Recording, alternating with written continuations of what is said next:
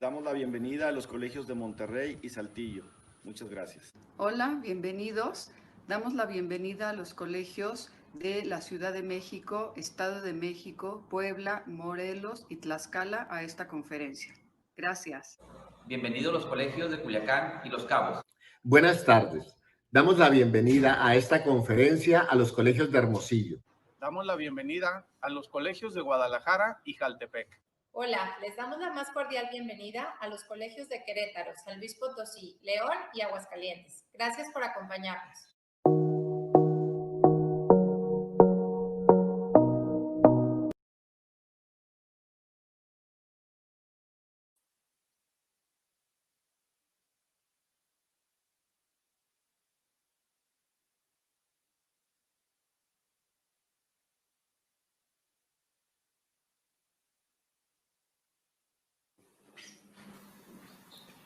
Buenas noches.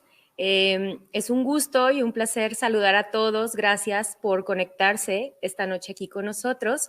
Y bueno, les damos la más cordial bienvenida a esta conferencia organizada por FAPACE. Para quien se pregunte qué es FAPACE, pues FAPACE es la Asociación de Padres y Amigos de Centros Educativos que tiene como objetivo formar a los padres de familia a través de las APAs de nuestros colegios. La labor más importante que todos tenemos son nuestros hijos. Por lo tanto, lo que buscamos es educarlos. Gracias a ello y a todo este esfuerzo de mucha gente, el día de hoy ha sido posible unir a más de 50 colegios y a todas sus familias. Por lo tanto, le damos la más cordial bienvenida a nuestro conferencista de esta noche, el padre Francisco Ugarte Corcuera. Me voy a permitir leer un poquito del extracto del currículum del padre Francisco. Él nació en la ciudad de Guadalajara, es licenciado en filosofía por la UNAM, tiene maestría en filosofía por la misma UNAM, doctorado en filosofía por la Universidad de la Santa Cruz. Dentro de su experiencia profesional, es profesor de filosofía en la Universidad Panamericana, fue director de la carrera de filosofía y director de la Academia de la Universidad Panamericana, colaboró como profesor invitado del área de factor humano en el IPA de Business School, sacerdote de la prelatura del Opus Dei desde 1980, vicario del Opus Dei para México de 2002 a 2017, delegado del Opus Dei para México y El Salvador en la actualidad, y también capellán del IPA de Business School. Algunas de sus publicaciones principales: Vivir en la realidad para ser feliz, Del resentimiento al perdón, Envidia de la mala, envidia de la buena, y ¿Qué es la amistad? Esta noche nos compartirá su conferencia Valor y sentido del sufrimiento. Bienvenido, padre. Muchas gracias.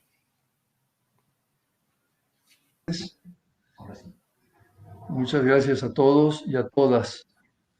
Me da una gran alegría tener esta oportunidad de hablar con ustedes de un tema que ciertamente es difícil de tratar de desarrollar, pero por otro lado es un tema de gran importancia. Creo que lo que podamos sacar de las reflexiones que yo procuraré hacer en esta intervención puede ayudarnos a todos, entre otras cosas, en las circunstancias actuales que estamos viviendo, pues únicas, tan especiales, debidas a la pandemia. Puede resultar desconcertante que comience hablando de lo que pudiera parecer opuesto al sufrimiento. Me refiero concretamente al tema de la felicidad. Todos queremos ser felices. Todos buscamos ser felices porque está en nuestra propia naturaleza esa inclinación a la felicidad. Dios ha puesto en nosotros el deseo de la felicidad y Él quiere que logremos esa meta. Sin embargo, no por el hecho de desearlo, quiere decir que sea fácil conseguir ese objetivo. Voy a comenzar con un poema de Jorge Luis Borges, que se refiere precisamente al tema de la felicidad. Y dice así, he cometido el peor de los pecados que un hombre puede cometer. No he sido feliz. Que los glaciares del olvido me arrastren y me pierdan despiadados. Mis padres me engendraron para el juego arriesgado y hermoso de la vida, para la tierra, el agua, el aire, el fuego. Los defraudé, no fui feliz. Es la expresión que puede, pues, aplicarse, por desgracia, a muchas personas que no han logrado encontrar en su vida el camino hacia la felicidad y que, pues, la conclusión es que han fracasado, porque si no se consigue ese objetivo para el cual hemos sido creados por Dios, se puede considerar como fracaso el encontrarse en esa situación. El tema del sufrimiento suele presentarse como una realidad opuesta a la felicidad. Y lo primero que creo que conviene distinguir es que hay dos tipos de sufrimiento. El sufrimiento físico, cuando duele el cuerpo, y el sufrimiento moral, que es dolor del alma. Son dos maneras de sufrir, de experimentar el dolor, a veces conectadas entre sí, pero claramente distintas, cuando duele el cuerpo o cuando duele el alma. Para muchas personas, cuando el dolor aparece, se ha terminado la posibilidad de la felicidad. Parece como un obstáculo insalvable. Hay, en cambio, quienes piensan otra cosa. En un caso estaría un filósofo del siglo XVIII, Schopenhauer, que se caracteriza por su pesimismo, un hombre agnóstico, un hombre ateo, pero de una gran agudeza para analizar las situaciones humanas. Este filósofo dice lo siguiente: el dolor es el enemigo insalvable de la felicidad. Para él no cabe la posibilidad de que si el dolor aparece, la felicidad pueda existir. Enemigo insalvable. En cambio, Julián Marías, filósofo reciente, murió hace apenas pocos años, dice lo contrario.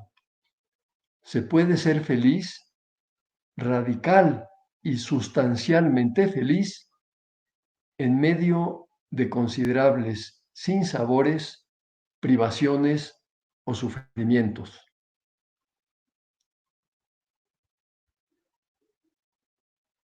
Perdón, se ha apagado mi pantalla, no sé si yo me sigo viendo.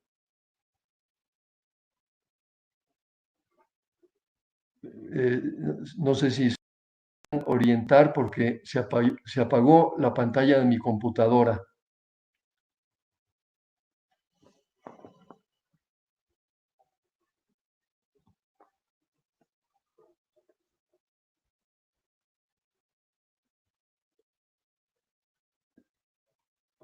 ¿Qué habrá ocurrido?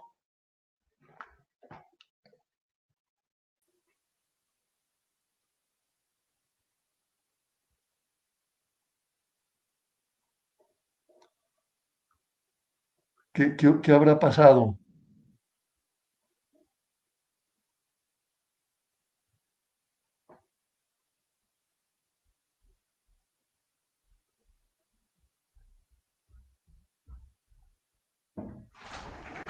Se apagó. Ahí está. Se está seguido bien. Ok.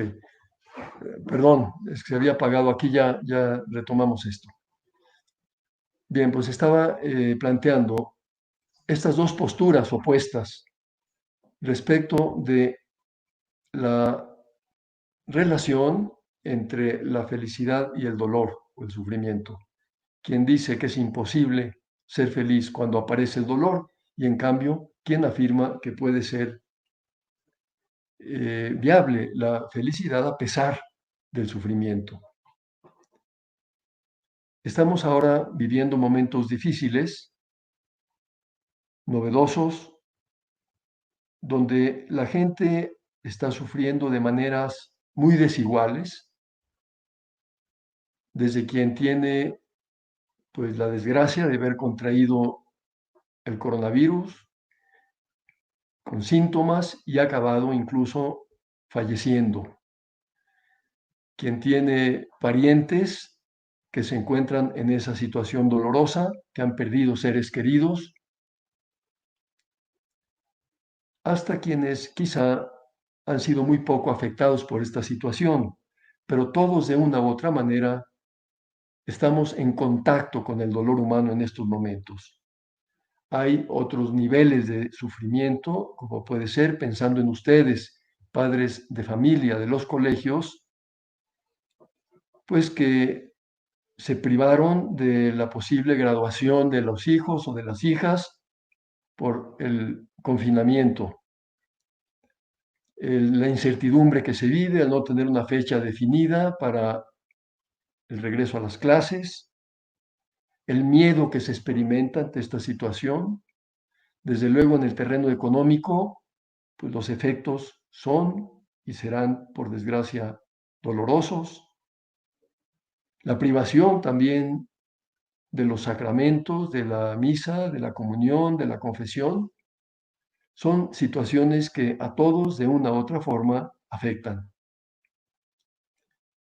Pero no necesariamente hay que encontrarse en esta situación para entrar en contacto con el dolor y el sufrimiento, porque se trata de algo ordinario en la vida, forma parte de la vida humana. Es algo inevitable, diríamos nosotros, porque tarde o temprano se presenta en el camino. Y la primera pregunta que podemos hacernos es, ¿por qué existe el sufrimiento? ¿Por qué Dios ha permitido que suframos? Una pregunta muy difícil de contestar. El Papa San Juan Pablo II decía, el hombre en su sufrimiento es un misterio intangible. Estamos ante un auténtico misterio. ¿Por qué hay que sufrir? Guardini, este teólogo alemán de origen italiano muy brillante, decía lo siguiente, cuando esté ante el Señor, lo primero que le preguntaré es algo cuya respuesta no he encontrado en ningún sitio. ¿Por qué tienen los hombres que sufrir? Realmente estamos ante un misterio. Por lo tanto, no podemos encontrar una respuesta plenamente satisfactoria o que resuelva por completo nuestra inquietud. Y además, cuando al sufrimiento no se le encuentra un sentido, entonces se hace más profundo.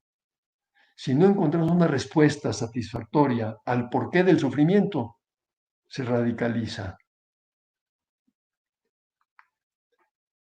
El sufrimiento en sí mismo es un mal, es la privación de un bien, tanto en el orden físico, una enfermedad grave, dolorosa, como en el orden moral, la pérdida de un ser querido, etc. Por eso, siendo el dolor en sí mismo algo malo, sin embargo, y esto es lo importante, puede ser transformado en un valor que tenga trascendencia para nuestra vida. Y aquí va a estar la clave de lo que yo procuraré transmitir a lo largo de esta exposición. El sufrimiento, el dolor no es bueno en sí, pero puede ser aprovechado para que se convierta en un bien para la persona. Decía también San Juan Pablo II, la alegría deriva del descubrimiento del sentido del sufrimiento. Es decir, que si se es capaz de descubrir el sentido del sufrimiento, no solamente se puede soportar, sino que puede ser incluido incluso fuente de alegría. Ordinariamente, cuando en la vida de una persona se presenta una situación dura, dolorosa, la reacción inicial suele ser de huida ante aquella situación, de rechazo, de lo que llaman los psicólogos negación. Esto no es cierto, porque no se puede asimilar de entrada. Sin embargo, hay que avanzar porque no nos podemos quedar huyendo del dolor, porque entonces no lo resolveríamos, no resolveríamos el problema. Hay todo un proceso que hay que tener paciencia para asimilarlo, pero hay que llevarlo a cabo.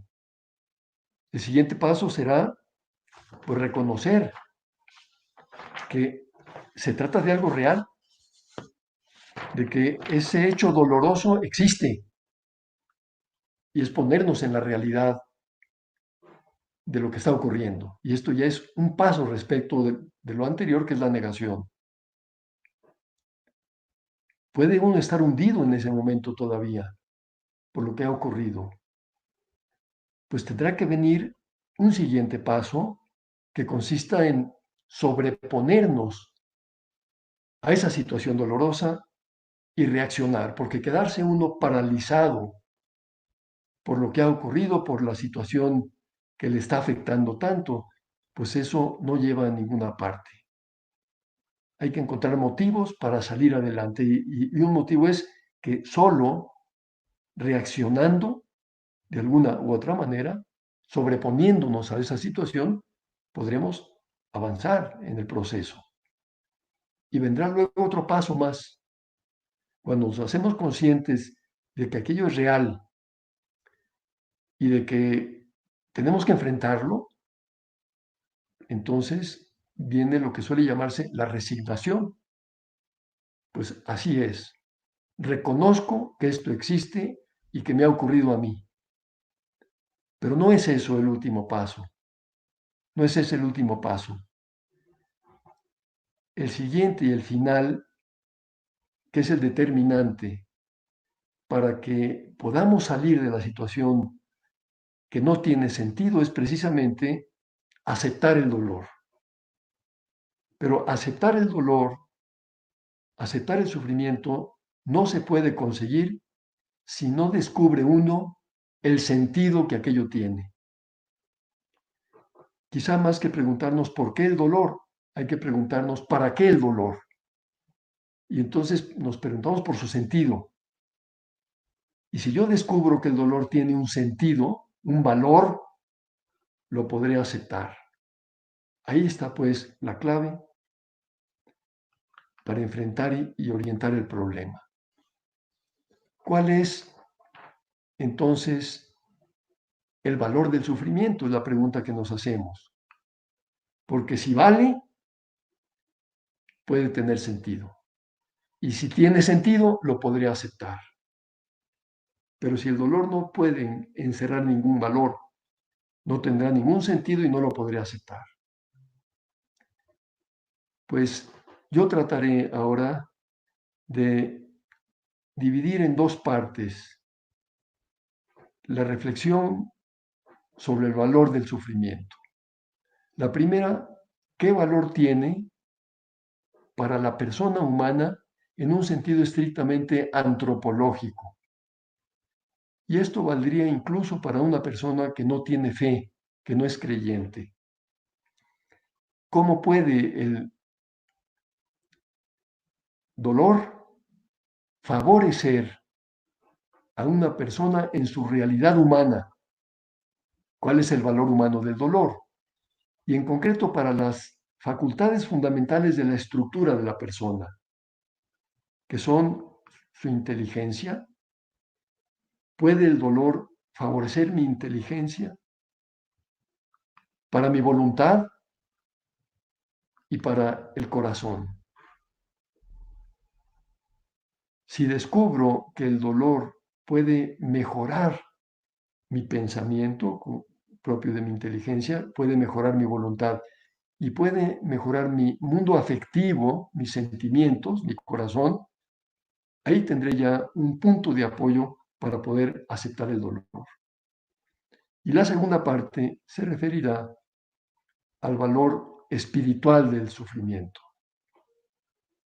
Comienzo pues por el primer punto, el valor del sufrimiento para la inteligencia. Dios nos ha dado una inteligencia que tiene como función conocer, pensar, para llegar a la verdad. Su objeto es la verdad, su acto, el conocimiento. Pues indudablemente cuando uno se ha encontrado en situaciones de dolor, de sufrimiento, ha experimentado que nos ha hecho pensar esa situación. Ocurre en estos momentos. En esos momentos en los cuales nos hemos replanteado quizá muchas cosas con la pandemia. Hemos reflexionado sobre nuestra propia vida, sobre las cosas que veníamos haciendo, sobre nuestros planes y proyectos, por la situación dolorosa que estamos viviendo. Y ese pensar más a fondo en nosotros mismos nos lleva al conocimiento propio, que es tan importante en la vida. Conocernos es un factor, una realidad necesaria para poder madurar como seres humanos, para crecer como personas humanas. Si yo no me conozco, estoy sin rumbo para mi propio desarrollo personal. El dolor también suele agudizar nuestra percepción. Alguien decía, cuando has llorado, lo ves todo con otros ojos. Qué cierto es esto. Cuando se ha sufrido, uno ve las cosas de otra manera, con mayor penetración, con mayor agudeza, lo cual es un beneficio muy grande. Eso perfecciona nuestra inteligencia.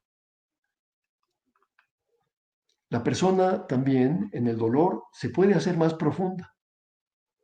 Vivimos un mundo, pues quizá muy caracterizado por la superficialidad, por la inmediatez, por el hedonismo, por vivir para lo inmediato y para lo más placentero. Pero eso no conduce a la meta de la felicidad. Es preciso ganar en profundidad en nuestra vida y el dolor suele ser un factor que favorece esa capacidad de hacernos más profundos. También cuando hay sufrimiento, esa situación demanda definir convicciones. Yo realmente, ¿en qué creo? ¿De qué estoy convencido? ¿Qué es para mí lo verdaderamente importante? Decía este pensador Gustave Thibon, cuando el hombre está enfermo, si no está esencialmente revelado, se da cuenta de que cuando estaba sano, había descuidado muchas cosas esenciales.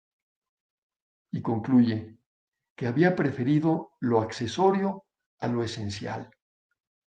Creo que nos está ocurriendo en este momento. Nos estamos haciendo esta pregunta, ¿qué es realmente lo esencial? ¿De qué puedo prescindir porque no es necesario para mi vida ordinaria? Y nos centramos en las cosas importantes. Pues esto es fruto del sufrimiento cuando se aprovecha. El siguiente punto, el valor del dolor para la voluntad. La voluntad es esa facultad con la cual nosotros tomamos las decisiones, ejecutamos las cosas que queremos, alcanzamos nuestros proyectos. Eso que la inteligencia nos marca como objetivo, como meta, como finalidad, pues lo lleva a cabo la voluntad. Por eso, cuando una voluntad, por ejemplo, es débil, genera mucha frustración, porque la persona quiere y no puede. Ve claro lo que tiene que hacer, pero no lo lleva a la práctica, porque le falta fuerza en la voluntad. Formar la voluntad es fortalecer la voluntad. además de orientarla al bien real, al bien objetivo. Pues el dolor es un medio que puede ser valiosísimo para esta formación, para esta maduración de la voluntad. Por ejemplo, un beneficio es que nos hace humildes. Quizá nos sentíamos muy capaces de hacer lo que se nos ocurría, quizá éramos autosuficientes, quizá pensábamos que para nosotros no había obstáculos y se presentó una situación dolorosa, una enfermedad, un fracaso profesional, una situación que no hemos sabido resolver y nos dimos cuenta que somos más frágiles de lo que pensábamos. Y esa experiencia de humildad es algo muy valioso, porque nos lleva a aceptar nuestras limitaciones, aceptarnos como somos, también aceptar las cualidades, pero reconocer también nuestras deficiencias. Eso en la vida nos lleva a grandes consecuencias, a buscar la ayuda de los demás, a buscar, como veremos después, también el apoyo en Dios, etc. El dolor nos hace también solidarios. Cuando una persona ha sufrido, fácilmente entiende la necesidad de apoyarse y de apoyar a los demás, de ser solidaria, de no quedarse en su mundo egoísta. E indudablemente nos fortalece. No necesariamente esto tiene que ocurrir, porque todo dependerá que uno acepte el dolor y lo lleve, dándole el sentido correcto y lo aproveche para que traiga estos beneficios. Una persona que rehúye el dolor, que rehúye el sufrimiento, no se fortalece cuando sufre. En cambio, cuando se enfoca adecuadamente, ¿cuántas personas quizá conozcamos nosotros que después de una situación difícil salieron muy fortalecidas, en unas condiciones de poder afrontar retos que quizá antes de aquella situación dolorosa no hubieran afrontado? Se fortalecieron. Y después, el tercer punto, el valor del sufrimiento para el corazón, para el mundo afectivo, para el mundo de nuestros sentimientos, que juegan un papel tan importante en nuestra vida, en nuestra conducta, que tienen tanto que ver también con nuestra felicidad.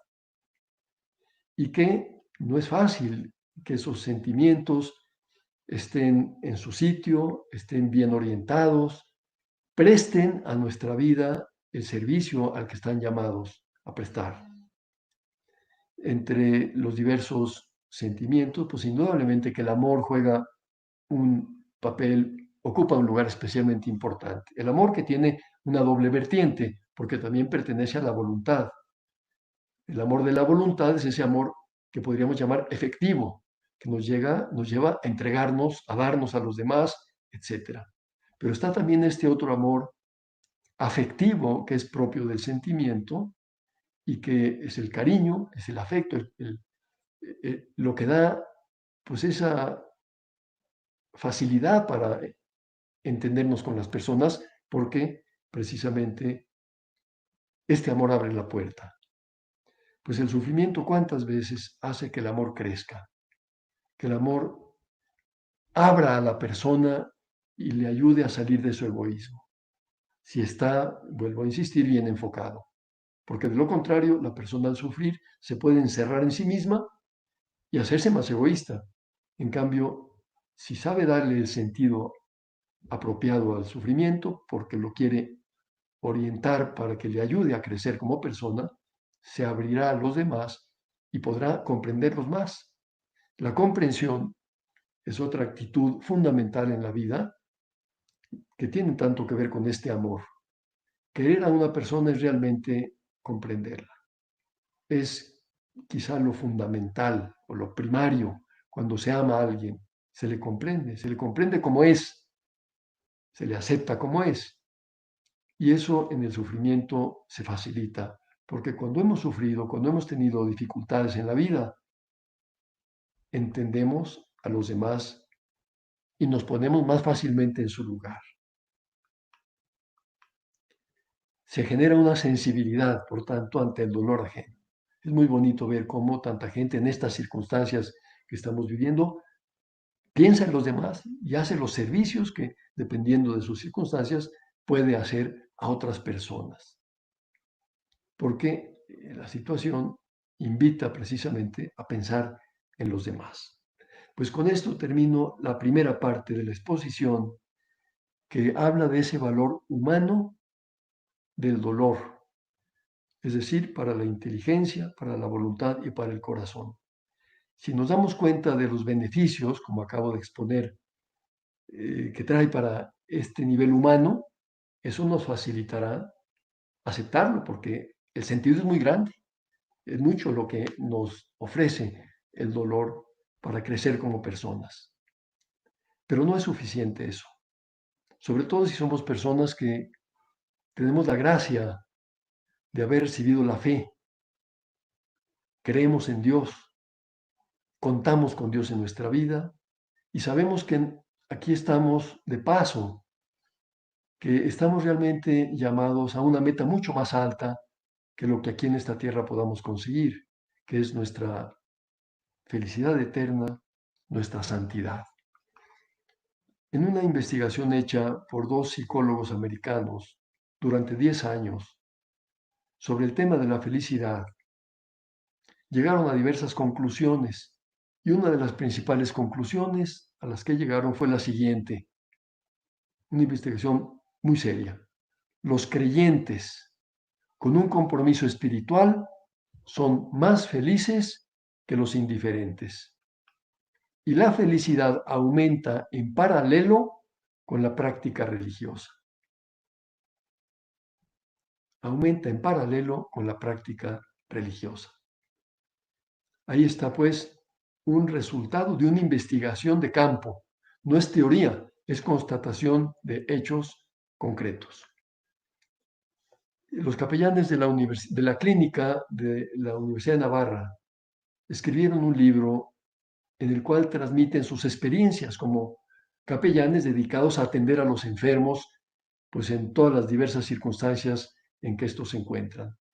Y dicen una cosa quizá un tanto sorprendente en ese libro. No es difícil encontrar enfermos que con una gran alegría dan gracias a Dios por el maravilloso mundo que descubren gracias a su enfermedad. Qué bonito que un enfermo que se encuentra sufriendo se alegre y dé gracias a Dios por su enfermedad. Eso solamente se puede comprender cuando hay fe, cuando se descubre un sentido trascendente del dolor. El sufrimiento en este nivel espiritual lo voy a referir concretamente a las 3 virtudes teologales.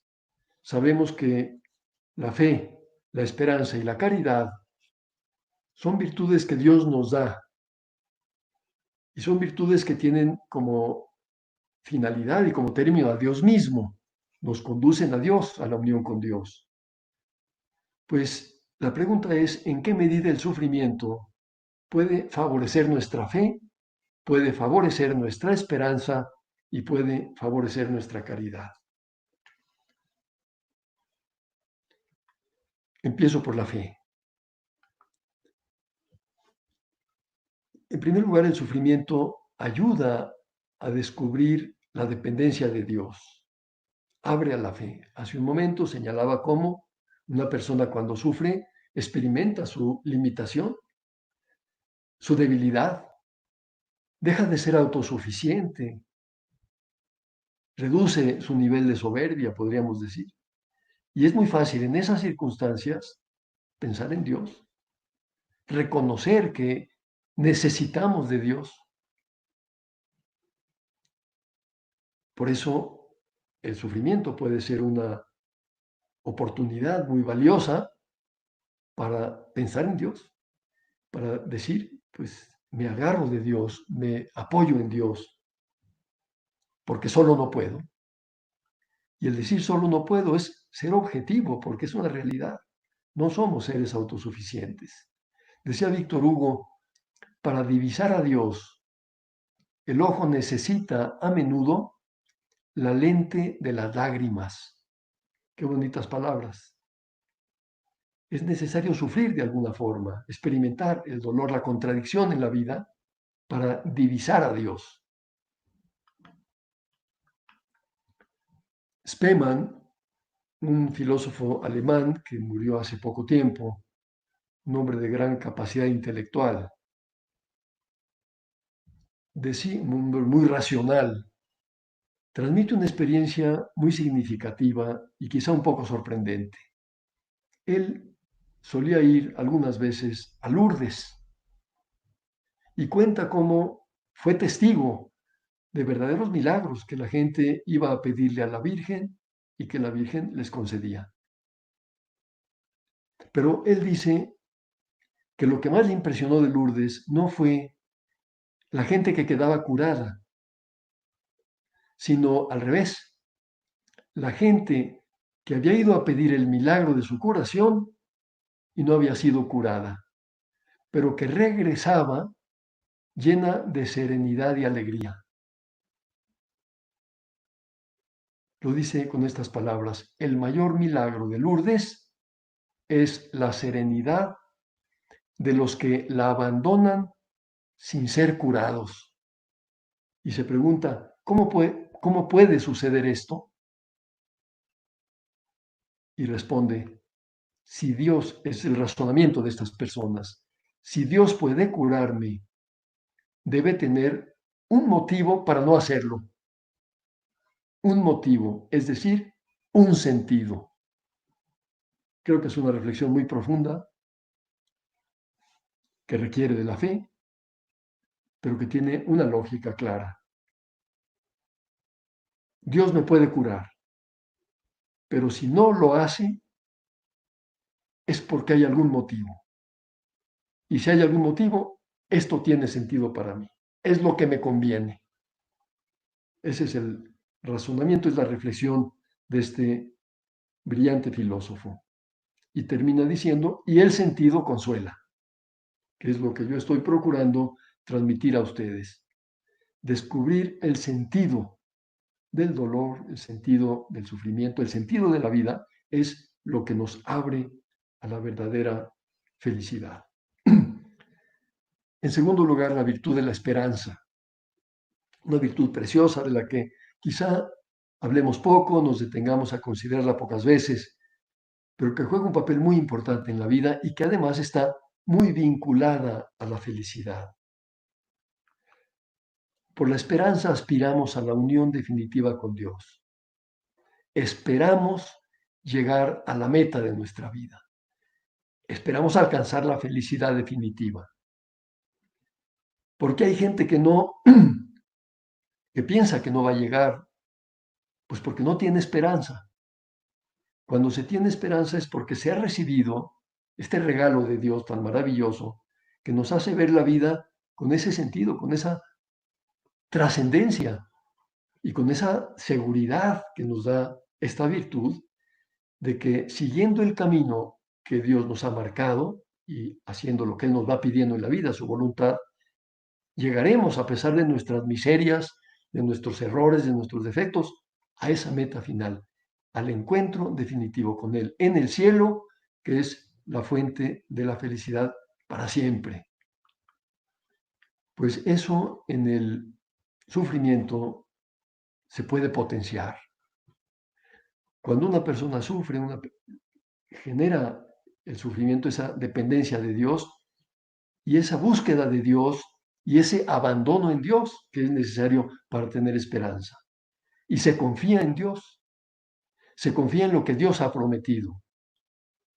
¿Cuáles son las promesas que Dios nos ha hecho? Pues pensemos en las bienaventuranzas.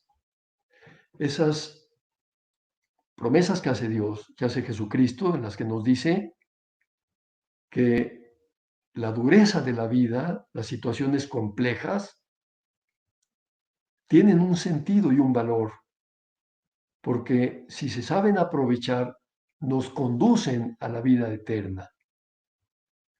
Bienaventurados los limpios de corazón, porque verán a Dios. Bienaventurados los que sufren injusticias, los que sufren injurias, porque su recompensa será grande en el cielo. Esto llena de paz, llena de tranquilidad. No es una evasión de la realidad, es una confianza en que esto que me está ocurriendo, esto que está pasando en este momento, duro y doloroso para mi vida, tiene un sentido, porque será recompensado. Si lo aprovecho, se lo ofrezco a Dios, me está aproximando a esa meta final de mi vida. Y en tercer lugar, la caridad, el amor, la única virtud que quedará después de esta vida. Ya no hará falta la fe, no hará falta la esperanza. La caridad es la principal de las virtudes, que consiste en amar a Dios y en amar al prójimo.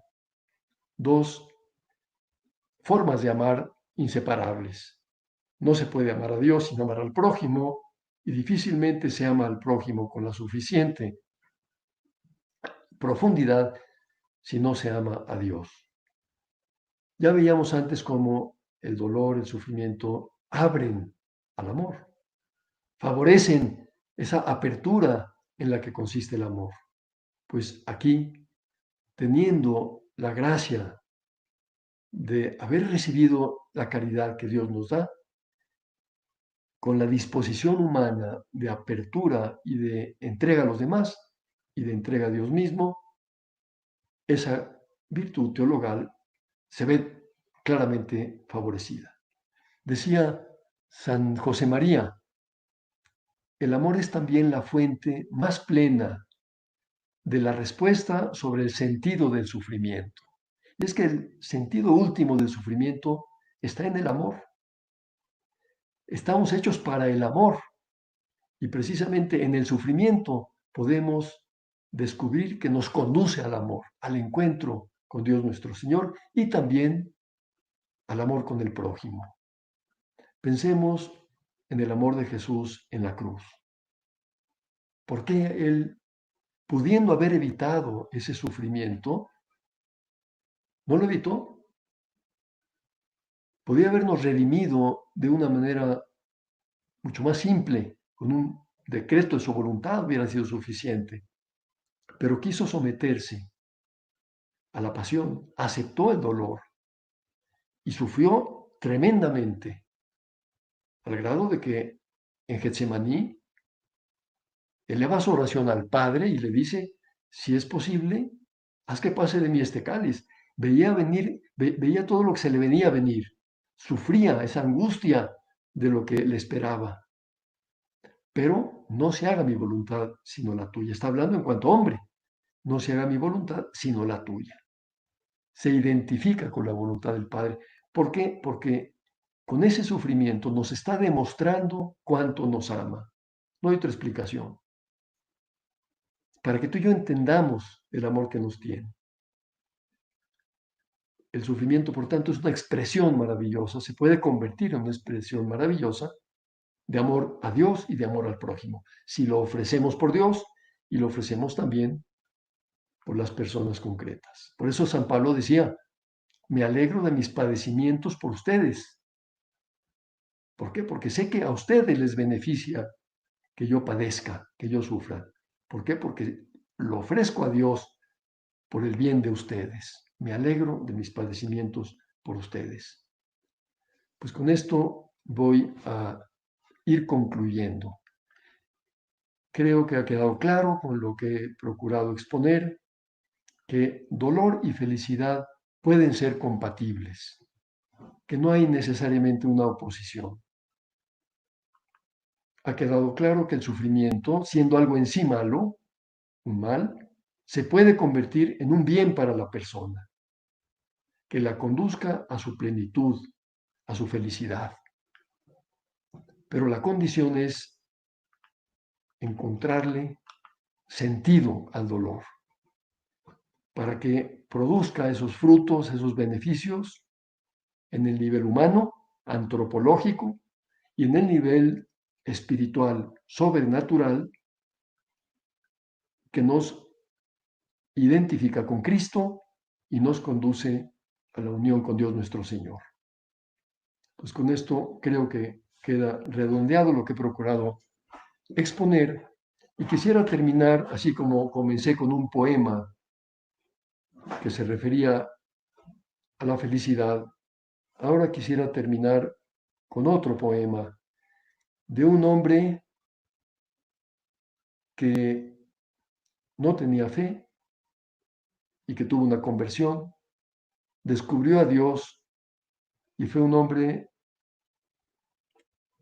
que le dio un giro de 180 grados a su vida y que dice cosas muy significativas y muy pues expresivas respecto del dolor. Este autor es José María Pemán, andaluz, dice lo siguiente: no quiero que en mi cantar mi pena se transparente, quiero sufrir y callar, no quiero dar a la gente migajas de mi pesar. Tú solo, Dios y Señor, tú que por amor me hieres, tú que con inmenso amor pruebas con mayor dolor a las almas que más quieres. Tú solo lo has de saber, pues solo quiero contar mi secreto padecer a quien lo ha de comprender y lo puede consolar. Y termina: bendito seas, Señor, por tu infinita bondad, porque pones con amor sobre espinas de dolor rosas de conformidad. Como bibliografía, para profundizar en el tema del dolor, les señalo algunos textos. El Catecismo de la Iglesia Católica, que en el índice se puede localizar, el tema del sufrimiento. Un documento de San Juan Pablo II, Salvifici Doloris, sobre el sentido cristiano del sufrimiento humano, del año 84. Estupendo documento. Las bienaventuranzas que aparecen en el Evangelio de San Mateo, en el Evangelio de San Lucas. El libro de Benedicto XVI, Jesús de Nazaret, en la primera parte, que hace un análisis también muy profundo del tema que nos ocupa. Y me permito señalar un libro personal que se llama El Camino de la Felicidad, cuyo último capítulo trata precisamente de este tema. Se llama el capítulo del sufrimiento a la felicidad. Pues muchas gracias. Con esto termino la exposición, y si hubiera alguna pregunta o algunas preguntas, pues intentaré contestarlas, porque sé que no es un tema fácil de resolver.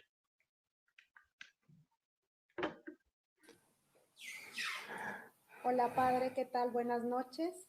Tenemos algunas preguntas para usted. La primera es: ¿cómo ser feliz en medio de esta incertidumbre? Bueno, la incertidumbre indudablemente que es un factor que genera sufrimiento. Cuando no sabe uno qué va a pasar en el futuro, pues eso genera incertidumbre y angustia, ¿verdad?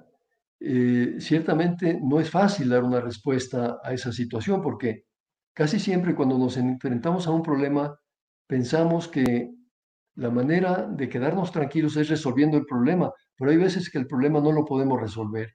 En este momento no sabemos cómo salir de la incertidumbre. Por lo tanto, creo que el camino es más aceptar la situación en que nos encontramos y plantearnos algo que en cualquier situación de la vida es muy beneficioso: preguntarnos, yo en estas circunstancias, ¿qué puedo hacer que beneficie a mi propia persona, pero también a los demás? Definirlo. y orientarme en esa dirección. Es exactamente la postura contraria a la persona que se lamenta por lo que no puede hacer y pasa la vida con pues quejas interiores y acaba fácilmente en una postura como de victimismo, de autocompasión por todo lo que no se puede hacer. Yo en ese sentido animaría a todos, me aplico a mí mismo el consejo a preguntarnos, yo aquí en este momento, en estas circunstancias, ¿qué puedo hacer por mi familia, por mis amigos, por la gente que sufre, por la gente a la que yo pueda tener acceso en el negocio, etcétera? Y definirlo y abocarme a eso. Además de poner los medios de lo que hemos visto anteriormente, espirituales, ¿verdad? Pedir la ayuda de Dios. Bien, siguiente pregunta. Sí, padre. Pues mire, padre, la siguiente pregunta es, ¿cómo alentar o consolar a alguien que tiene el sufrimiento como impedimento de la felicidad? Bueno, muy buena pregunta porque es un grandísimo servicio el poder apoyar a una persona que sufre. A veces podemos caer en un posible error. Cuando alguien está pasando por un momento muy difícil, acaba de presentarse una tragedia para esa persona, a veces tendemos a darle demasiados consejos, a darle explicaciones, razonamientos que no está la persona en ese momento en condiciones de asimilar. En esos casos, lo que más cuenta es la cercanía, acompañar a la persona, estar con ella, que sienta el cariño que se le tiene, que sienta que de verdad se le ama. Eso creo que es el primer paso y fundamental. Y a partir de ahí, ir viendo ya, según la evolución de ese proceso al que me referí en su momento, que tenga esa persona, cómo irle diciendo alguna cosa oportuna, pero no saturarla de consejos, sino de un modo oportuno, pues ir ayudándola a asimilar lo que le ha ocurrido y a descubrir el sentido, porque como hemos visto, eso es lo fundamental, ayudarla a que descubra el sentido del que le está ocurriendo, que aquello puede convertirlo en algo que traiga para ella y para los demás un beneficio importante en su vida. Creo que por ahí podría ir.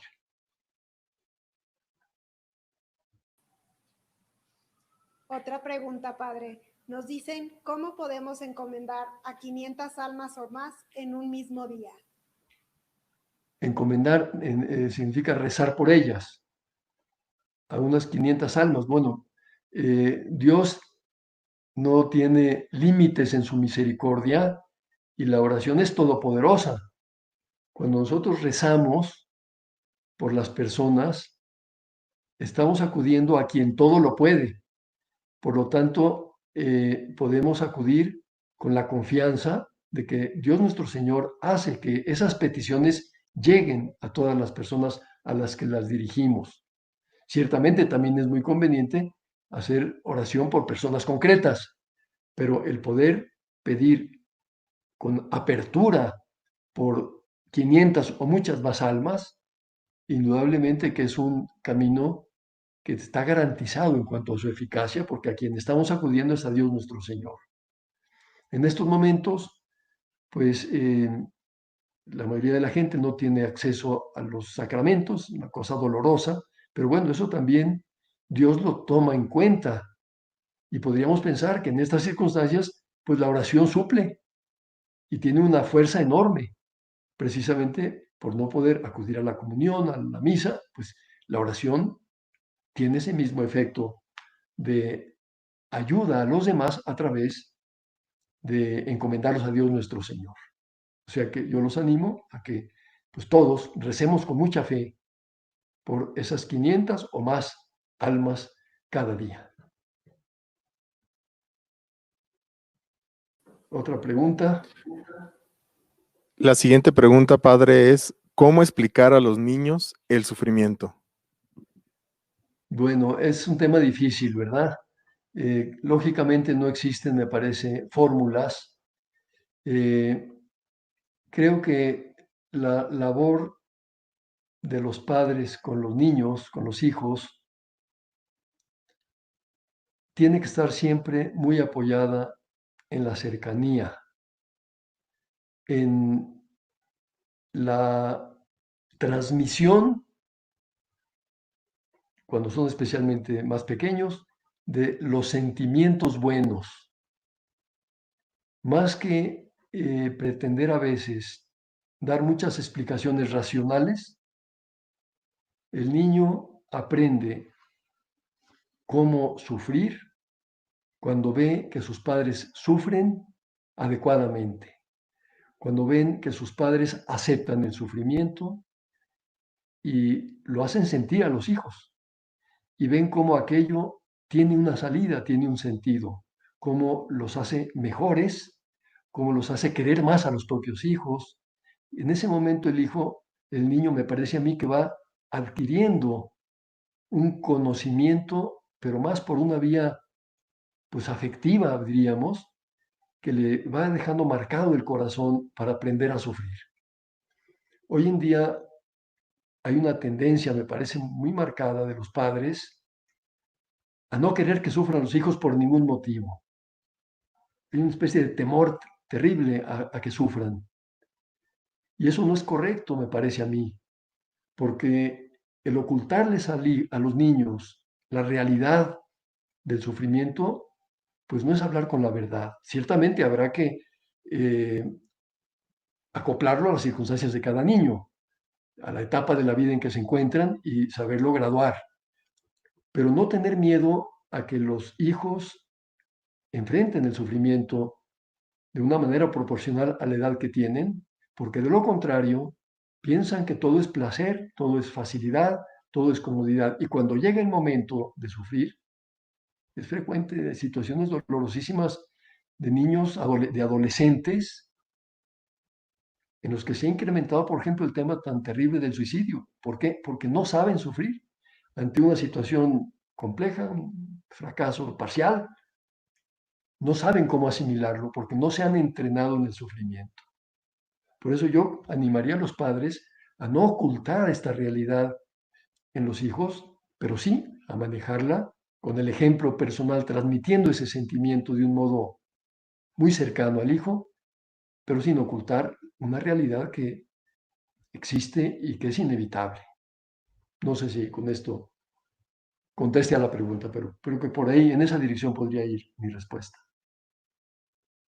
El niño también es capaz, añadiría, ¿no?, de descubrir el sentido sobrenatural del sufrimiento. El niño puede, si los padres le hacen sentir que el dolor, incluso un dolor físico que pueda tener, ofrecido a Dios, lo mejora a él y tiene una repercusión en alguien por quien ese niño ofrece su dolor, eso indudablemente que le enseña a darle sentido también sobrenatural al sufrimiento. Siguiente. Padre, pues quisiéramos hacerle 1000 preguntas más, ya solamente quedan 2. Bien. La siguiente es, ¿cómo puedo amar a mi prójimo desde mi sufrimiento? Bueno, me parece que cuando expliqué que el sufrimiento abre el corazón, eso ya automáticamente genera una pues, orientación, una inclinación hacia el prójimo. Aprovechar el sufrimiento para ser más generosos, para pensar que no vale la pena vivir para nuestro egoísmo, porque eso no nos hace felices ni lleva a ninguna parte. En cambio, aprovechar el sufrimiento para potenciar la capacidad de amar a los demás. Ofrecer el propio sufrimiento también a Dios por el prójimo. Es una manera de amarlo, porque el amor en el fondo es desear el bien a la persona que se ama. Y el mayor bien que podemos conseguir para una persona es pedirle a Dios por ella, para que Dios la ayude. No solo eso, pero eso es muy importante. Y en el sufrimiento tenemos esa gran oportunidad de ofrecer el sufrimiento por esa persona a la que queremos ayudar. Última pregunta.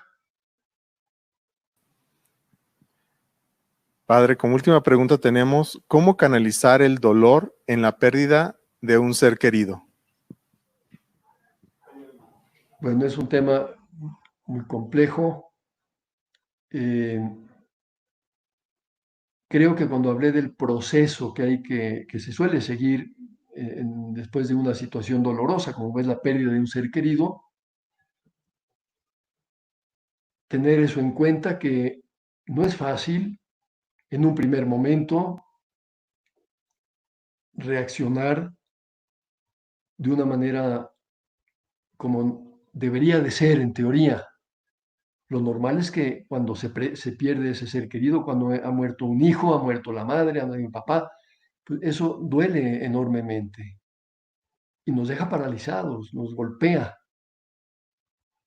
Pero hay que tener un poco de paciencia para saber que saldremos de esa situación, procurar ciertamente, si hay fe desde el primer momento, apoyarnos en Dios e ir encontrando la salida poco a poco, descubriendo que aquello tiene siempre una parte buena. Si no la encontramos por una vía puramente humana, racional, encontrarla por el lado sobrenatural. Si Dios lo ha permitido, eso es para el bien de ese ser querido que ha fallecido y también para el bien nuestro, aunque no lo entendamos, porque ahí está la fe. La fe nos lleva muchas veces a aceptar lo que no entendemos y muchas veces después de aceptarlo es cuando lo acabamos entendiendo. Creo que esta idea puede ayudarnos también, ¿verdad?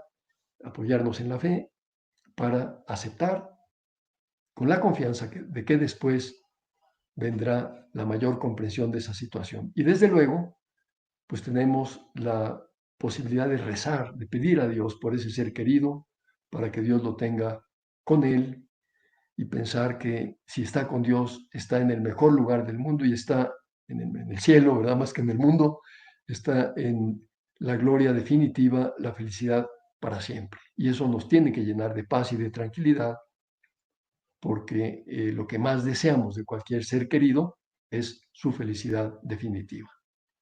Pues yo quisiera terminar agradeciendo mucho a ustedes el tiempo de estar aquí en esta pues, conferencia virtual, que haya podido compartir con ustedes estas ideas que en estos momentos son importantes, bueno, en todos los momentos, pero ahora especialmente, que todos los padres de familia que están en FAPACE o dependiendo de FAPACE, en todos los colegios relacionados con el Opus Dei, pues que sepamos ser muy congruentes con lo que inspira a estos colegios. Ahora estamos en el 50 aniversario de la estancia de San José María en nuestro país, la única vez que vino a México, y creo que podemos contar también con él, con su intercesión, para que Dios nuestro Señor nos ayude a comprender el sentido del dolor y a partir de esa comprensión lo aceptemos plenamente. Pues muchas gracias. Padre, buenas noches. Desafortunadamente tenemos que concluir. Es una pena porque escucharle es un deleite. Desde FAPACE estamos muy contentos y agradecidos con usted por haber aceptado brindarnos esta conferencia para tantas familias, que sin duda encontraremos en su mensaje un bálsamo para seguir adelante en estos momentos de dificultad. Como dice usted, el sufrimiento es una oportunidad para encontrarse con Dios, para divisar a Dios. Comentarle, Padre, con mucha alegría, que según la información que nos proporciona nuestro equipo de transmisión, se conectaron más de 2,000 pantallas. Tuvimos conexiones desde Estados Unidos, Canadá y Argentina. Esto se debe, en primer lugar, al expositor. Usted es una persona muy respetada y querida en el país. Y segundo, por el apoyo de los directores de más de 50 colegios y sus presidentes de APA, que nos brindaron toda su ayuda para llevar adelante esta iniciativa. También queremos agradecer al equipo de FAPACE por su gran labor que realizan trabajando con nuestras APAs, así como al Colegio Encino del Grupo Educativo Insignia aquí en Aguascalientes por las facilidades y apoyo otorgados en el uso de las plataformas para hacer posible esta transmisión. Bueno, y de manera muy especial, padre, al ingeniero César Meraz, nuestro encargado de transmisión. Y por último, a todas las familias que con toda gentileza nos hicieron el favor de acompañarnos. Y pues tristemente nos despedimos de esta transmisión con un video que nuestros matrimonios presidentes de APA de los colegios hermanos del país tienen preparado para nosotros con un lindo mensaje. Pues muchas gracias, padre, y corre video. Gracias. Gracias.